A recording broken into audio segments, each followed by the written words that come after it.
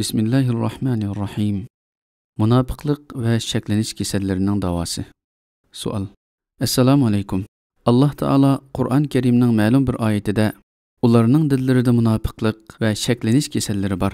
Alloh ularning kasalini kuchaytiribdi debdi. Birinchi. Bu yerdagi munofiqlik shaklanish kasallari degan zodi qanday kasal? Ikkinchi. Buning davosi nima? Javob. Va alaykum assalom va rahmatullohi va barakatuh. Barliq hamdu sana Cenab-ı Allah'a bulsun. Şundaqla Peygamberimizge, aile tavabatlarına ve onunğa taki kıyametkiçe ergeçkenlerge durud salamlar bulsun. Bekara suresinin 5'ida Cenab-ı Allah müminlerini 4 ayette, kafirlerini 2 ayette sübetligen. Münafıklarını bolsa 13 ayette sübetligen. Çünkü münafıklarının zini kafirlerinin zinidan muğir. Münafıklarının sani köp. Ular özlerini musulmonlarga tava qilib ko'rsatdi va o'zlarini isloh qilg'uchi davoladı. Amaliyotda ular musulmonlarning dushmani va buzg'unchilardir. Bu vajidan ularning tashqi ko'rinishiga qarab aldanib ketmasligi uchun Alloh taolo bu oyatlarda mu'minlarni ogohlantirgan va munofiqlarning holatini Baqara surasi va boshqa ko'plagan suralarda tafsiliy bayon qilgan. Hamda munofiqlar surasi deb ayrim sura nozil qilgan. Baqara surasidagi oyatlarda Alloh taolo munofiqlarni mundaq sifatlaydi. Kishilar orasida Allohga va oxirat kuniga ishondiq deguchilar bor. Haqiqatda ular ishonguchilar emas. Ular Allohni va mu'minlarni aldamoqchi bo'ladi. Haqiqatda ular tuymasdan o'zlarini aldaydi. Ularning dillarida kasal bo'lg'achqa Alloh ularning kasalini ig'irlashtirib etdi. Yolg'on so'zlaganlari uchun ular qattiq azobga duchor bo'ladi. Baqara surasi 8-9-10 oyat. Bu oyatdagi ularning dillarida kasal bo'lg'achqa degan jumla ularning Allohga va oxirat kuniga ishonmaganligining sababini bayon qilib kelgan. Ya'ni ularning ishonmasligining sababi ularning dillarida kasal bo'lganlikdandir. Alloh ularning kasalini ig'irlashtirib etdi, ya'ni shariat cheklamalari va farzlarini nozil qilish orqali ularning dillaridagi payg'ambarning va Allohning barhaq ekanligidagi burunqi shakni texmi kuchaytirib etdi. Natijada u farz belgilamalari bilan mu'minlarning iymoni texmi kuchaysa, munofiqlar islomdan texmi shakllanadigan bo'ldi. Payg'ambarning sha'nining ko'tarilishi islomiyatning orqa-orqadan g'alabalarni qo'lga keltirib hukmron bo'lishi bilan munofiqlardagi g'am, qo'rqinch, bechorlik, xorliq, ozg'unlik va askilik texmi oshdi. Bu ulardagi kufrlikning jazosi bo'ladi. Bu oyatdagi maraz, ya'ni kasal degan so'zni mufassirlar shak va nifoq deb tafsir qiladi. Chunki shak ikkining o'rtasida qilish bo'lib, munofiqmi kufrni yushirib, iymonni izhor qilganlik uchun iymon bilan kufr o'rtasida qolgan. Oyatdagi marazni shak deb tafsir qilgan taqdirdami, u yanala nifoq ma'nosidan yiroqlab ketmaydi. Chunki shak oydin bo'lmaslik va qorong'ulikni ko'rsatadi. Munofiq Allohning dinida, oyatlarida, va'dalarida va payg'ambarning rostchiligida shak qiladigan bo'lg'achqa, nifoqmi bir xil qorong'ulik hisoblanadi. Imom Tabari mundaq deydi. Alloh taolo ularning dillaridagi e'tiqodida bor deb sifatlagan kasallik ularning Muhammad sallallohu alayhi va sallamning payg'ambarligida va u Allohdan ilib kelgan dinda shak qilishlari va dilg'ul bo'lishlaridan iborat bo'lib, ular yo keskin ishonmaydi, yo to'liq tanmaydi. Balki ular Alloh taolo ularni sifatlaganidek yo u tarafga, yo bu tarafga tava bo'lmay, o'ttirisida lingshib qolganlardir. Iymon dilg'a o'rnab ketgan mu'minning o'y xiyoliga anda-sanda kelib qoldigan, uzun davomlashmaydigan yoki biror ish harakat bilan natijalanmaydigan shak bor bo'lib, bu sahih hadisda kelganidek iymonning eng ro'shan alomatidir. Sahaba kiramlarmo buningdan saqlanolmagan. Chunki shayton mu'minni azdirib, kufrga dasistalmaganida bu turlik bo'lmag'ur xiyollar bilan uni bearom qilishga boshlaydi. Bu o'y xiyollarga duch kelgan mu'min bearom bo'ladi va ansirab qoladi. Bulardan saqlanish uchun tirishidi va bu tirishchanlikqa qarata savobga erishidi. Bu ahvolda eng yaxshi chora bundoq o'y xiyollarga parvo qilmaslik, uningdan ansirab ketmaslik va shaytonning sharridan panohlik tilashdir. Panohlik tilagandan keyin so'l tarafiga 3 qitim tukiritish hadislarda kelgan. Andin bu haqda to'xtalib yurmayla o'zini Allohning toati bilan mashg'ul qilishdir. Hadisda yana o'y xiyoliga undoq o'y kelib qolgan kishi Allohga sig'inib tilasin va bo'ldi qilsin degan. Yana bir hadisda kimning ko'ngliga u o'y kelsa, darhol Allohga va uning payg'ambariga iymon etdim desin degan. Olimlar mundaq deydi. O'y xiyollar ikki turlik bo'ladi. Biri muqimlashmagan yoki biror shubha sababidan tug'ilmaganlar bo'lib, bular uningga parvo qilmaslik bilan yo'qotiladi. Bu vasvasa deb ataladi. Chunki bu asossiz paydo bo'lib qolgan bo'lg'achqa, uningga pokit akilish hojatsiz. Yana biri biror shubha sababidan muqimlashib qolganlar bo'lib, bularni cho'qim dalil pokit va tafakkur qilish orqali yo'qotish lozim bo'ladi. Yuqorida tilg'angan ikkinchi turlik o'y xiyollar odatda xristian missionerlari atizm bilanmanlarning biror davlisi yoki islomga qarata shubhisini o'qiganda yoki anglaganda duch kelib qoldigan holat yoki tuyg'u bo'lib, bu shak bo'lmasdan balki bilim va ilmiy asosining ojizligidan iborat. Buning chorasi kichik turmasdan ilmi borlardan yordam so'rash va bu o'y xiyollarni vaqtida ujuqtirishdir. Chunki bu shaklanishni ilmliklar aqliy, naqliy va moddiy dalil pokit bilan osonla yo'qotalaydi. Nifoq bilan bir jup yana bir xil shak bor bo'lib, bu to'satdan kelib qolgan bo'lmag'ur xiyol bo'lmasdan dilda muqimlashib ketgan shakdir. Bu xil shak ilgirki turlik bo'lmag'ur o'ylarga vaqtida chora qilmaganlikdan kelib chiqadi va yiltiz tortib o'rnab ketadi. Buningga mubtalo bo'lgan kishining qalbi pishatlanib, gunoh mahsiyatlar bilan qaridab ketadi. Dili g'ulluqda bearam yashaydi. Bu xil shak tufaylidan kupur so'z va harakat sodir qiladi. Bu turlik shak kupurning o'zidir. Buning chorasi Allah'ның mavjudligi va payg'ambarning oxiratning haqliqini dalil pokit bilan isbotlab qanoat tepish va shakni yo'qotishdir. Nifoqmi cho'ng va kichik deb ikkiga ayriladi. Cho'ng nifoqlik oyatlarda bayon qilingandek imondan chiqarib o'tadigan dildagi xastlikdir. Bu turlik munofiq o'zini mu'min ko'rsatishga tirishsa-mu amaliyotda kofirdir. Kichik nifoqlik bo'lsa amal va badanning boshqa a'zolariga chetishlik bo'lib, payg'ambar sallallohu alayhi va sallam mundaq degan. Munofiqning alomati 3dir. Sözlisi yalğan sözleydi, vədə qılsa vədisi durmaydı, amanət tapşırılsa xiyanət qılıdı. Rasulullah sallallahu aleyhi ve sellem yana mundaq degen. Kimdə tüvəndəki 4 illətinin həmmisi tepilsa, sepi üzüdün munafiq buludu. Biri tepilsa, ta ki onu tərk etməkicə munafiqlıqның bir alameti bolğan buludu. Ular amanət qoyulsa xiyanət qilish, sözlisi yalğan sözləş, əhdini buzuş, cidəlləşsə ağzını buzuş qatarlıqlar. Yuqorqi 5 illet tili bilen dili ve ameliyeti işi bilen sirti oxşamağanlıqdan sadır bolduğan bolğaçqa mu'min kişidimi nifaqning ba'zi yip uçları tepilib qoladi. Mu'min onundan tövbe qilsa nifaq sübti onundan yo'qoladi. Olimlar deydi. Cho'ng nifaq musulmonlar jamoasiga, Allohga, farishtalarga, kitoblarga, payg'ambarlarga va oxiratga ishonadiganligini izhor qilib, amaliyotda onunda undaq ishonish bo'lmagan ahvolni ko'rsatadi. Bu kufrning o'zidir. Bu dünyadaki cezasından başka ahirette do'zaxning eng ostida mangu qilish bilan jazolanadi. Kichik nifoq ameldagi nifoqlik bo'lib, kishi tashqi ko'rinishida solih va taqvodor ko'rinadigan, ichida undaq bo'lmagan ahvolni ko'rsatadi. Bu eng cho'ng gunohlar qatoriga kiradi. Bu kichik nifoq sifatlarini izchil saqlagan kishining imondan ajrab, cho'ng nifoq doirasidagi sepi o'zidan munofiqlikqa aylanib ketish xavfi bo'ladi. Buningdan shuni ko'rishga bo'ladiki, nifoq oldi bilan kazzoblik, va'daga xiloflik qilish va Allohdan qo'rqmaslik qatorliq illatlar bilan boshlanadi.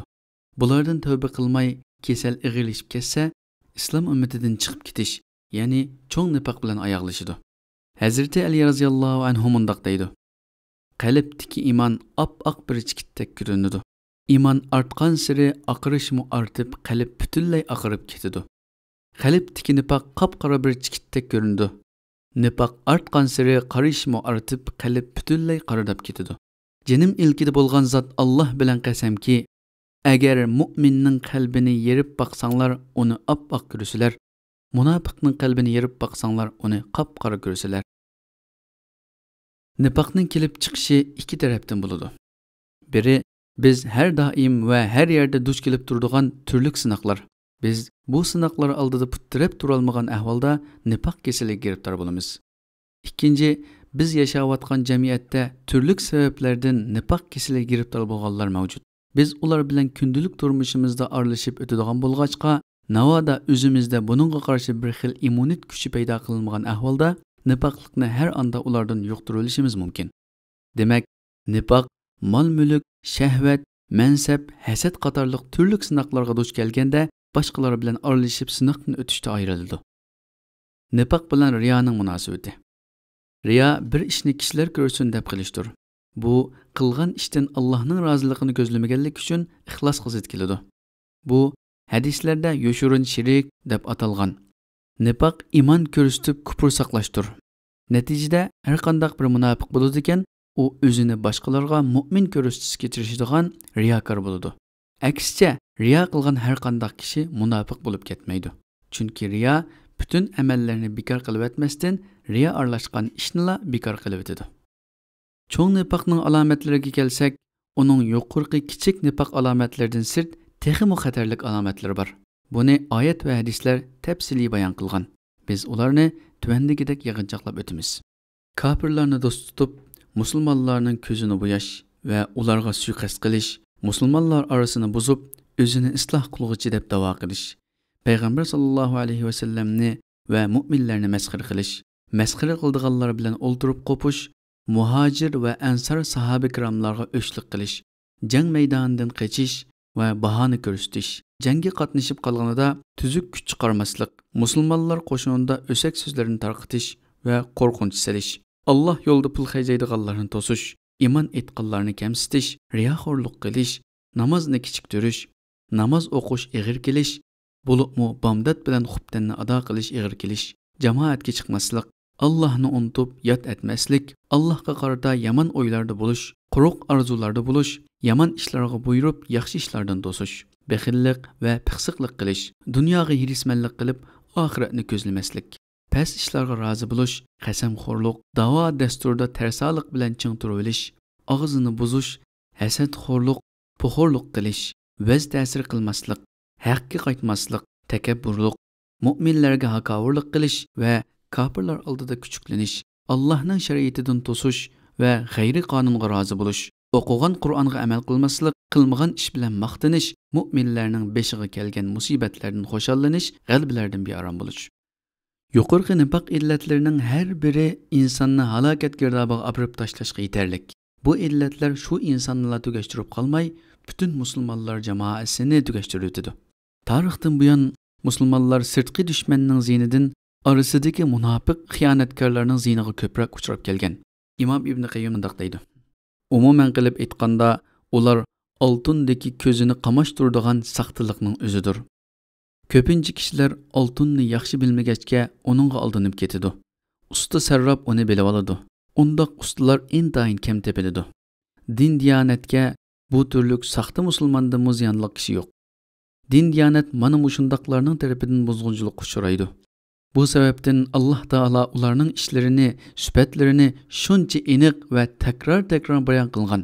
Buning hammasi ularning musulmonlar orasiga kirib olib, musulmonlarga uradigan zinining ig'irligidan, musulmonlarning ularni yaqindan tunishi va ularga o'xshab qilishdan hazar aylish uchundir. Ular quruq arzu bilan aldab Allohning yo'lidan to'sqan, halokatga olib tashlagan bandalar son-sanoqsizdir. Nifaqning xatiri shu qadar ig'ir bo'lg'achqa, sahoba kiromlar, salaflar munofiqlardan bo'lib qilishdan bak ansiraydi.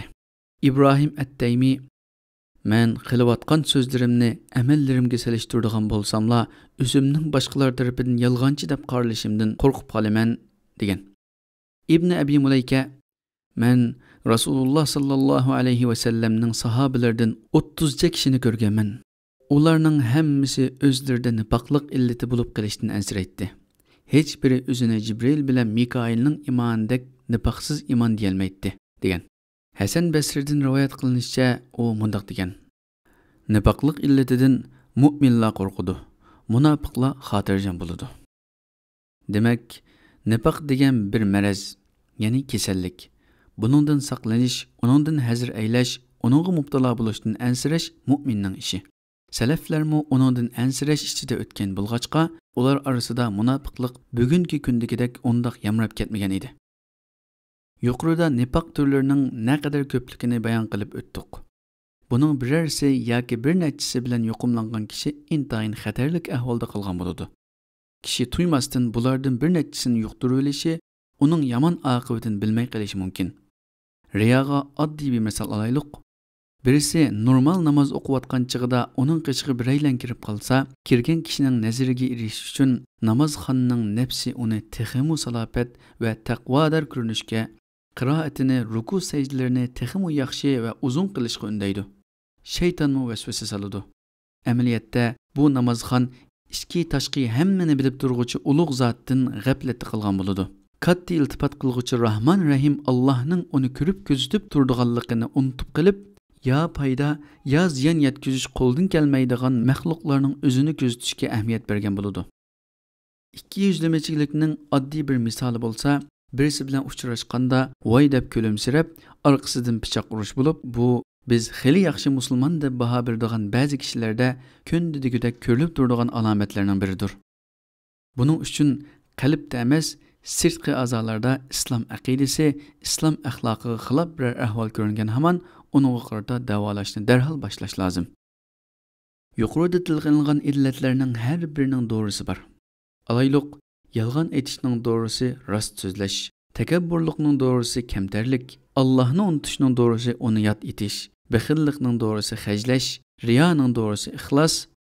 Umuman yuqoridagi illatning ta'turini qilib nafsiga ergashmasa davolash tamoman mumkin. Bu kasallikning eng yaxshi bayqug'uchisi shu shaxsning o'zidir.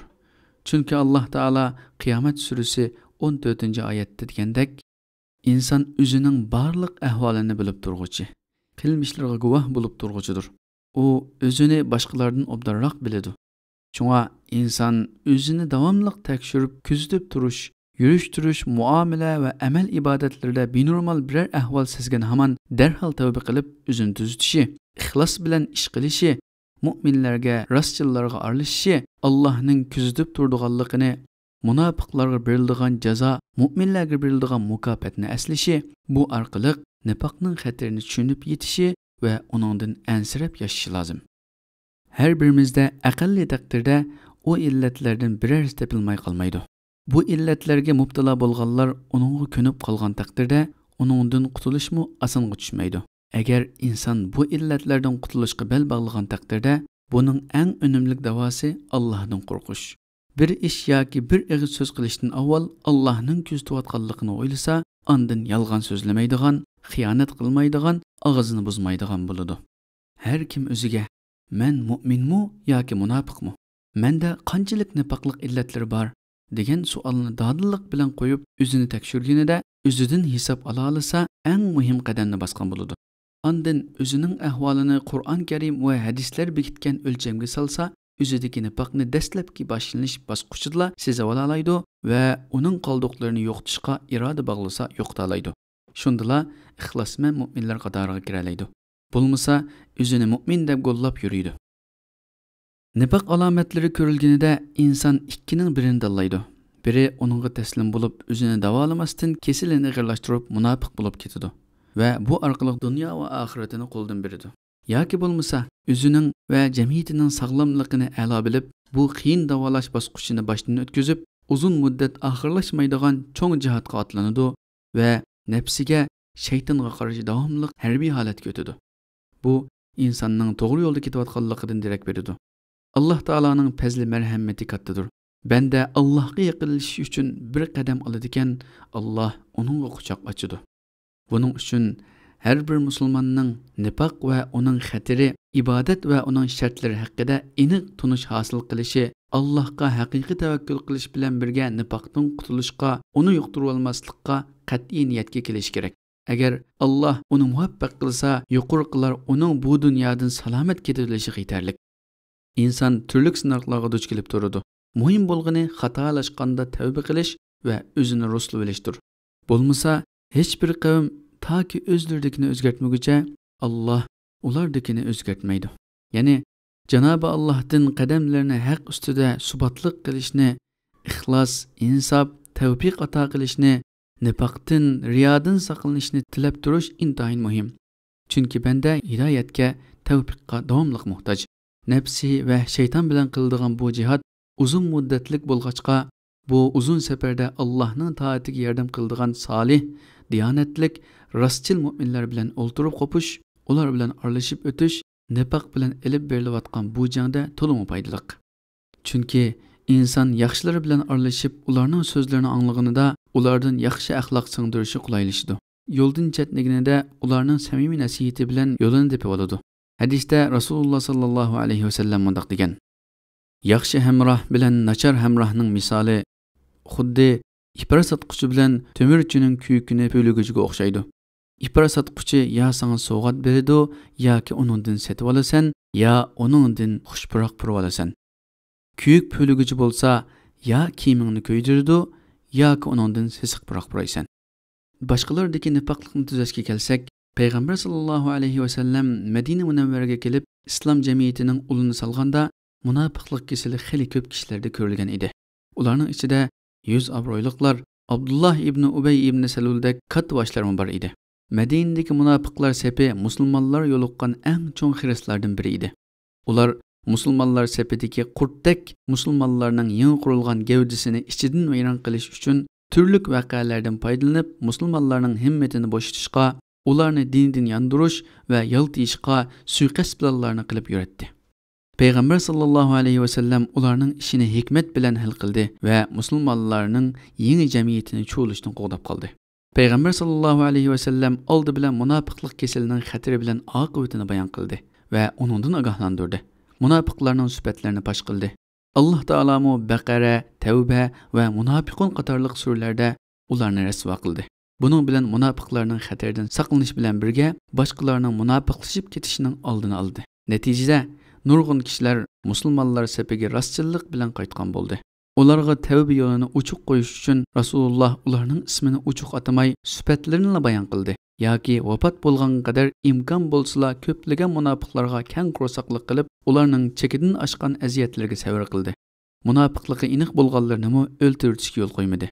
Buning natijasida nurg'un munofiqlar islom qo'yniga qaytdi va munofiqlik uzunga bormay Madinadan yo'qolishga boshladi. Ülgemiz Rasululloh sallallohu alayhi vasallamning ularga tutgan bu pozitsiyasi bizlarga atrofimizdagi munofiqlarga hikmat bilan muomala qilishning amaliy yo'lini ko'rsatmoqda. Oxirida shunimi eskartmay bo'lmaydi. Yurak ibodat vazifasini ado qilishda badanning boshqa a'zolariga qaraganda eng muhim o'rinni egallaydi. Chunki yurak badanning yetakchisi va yaxshi yomonga haydaguvchisi. Bandining butun ish harakatlari haromdan saqlanishi va shubhalik ishlardan nari turishi yuragining sog'lomligiga bog'liq. Hadisda Rasululloh sallallohu alayhi vasallam mundaq degan: "Quloq solinglar, insonning badanida bir tishlam go'sht bor.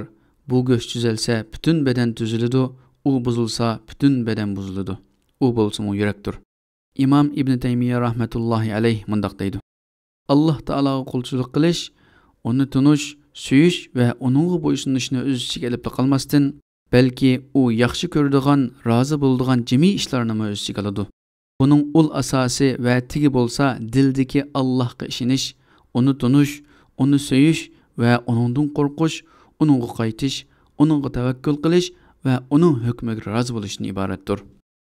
Qalbning o'rni ana shundoq katta bo'lg'achqa, salaf solihlarimiz qalb amallariga alohida ahamiyat berdi.